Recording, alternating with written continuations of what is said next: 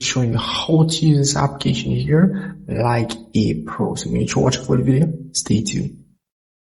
This is pretty much the home screen of the application. Very easy to use, and you can see all the drama series which you can watch. At the top here, you can scroll across, pretty much look for the one. You can scroll down here, you can see what's trending as well. Also, you can get in the recommendation section and see what's trending over here as well. So once you've found the episode drama series that you want to watch, all you have to do is just select or tap on it, and it will pretty much load up. As you can see here, once it's loaded, it will pretty much start playing. You can tap on the episode option here. As you can see, that's the first episode, and if I scroll down, I can see a much more episode. As you can see, it does give you a description of what you're watching and also how much episode this series has, and pretty much for all of these series on this application here.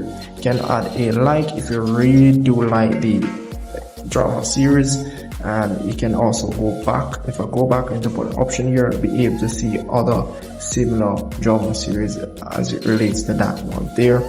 And I'm just gonna go back real quick. So in the collected section, this is pretty much where you see your favorite drama movies show up, and also in the history section you see all the drama series that you have watched on this application. So drama series section here, you'll pretty much be able to scroll, not just tap on the episode option. You can scroll and see other drama episodes which you can watch. You can tap on enter to start watching the drama series episodes, you can see here.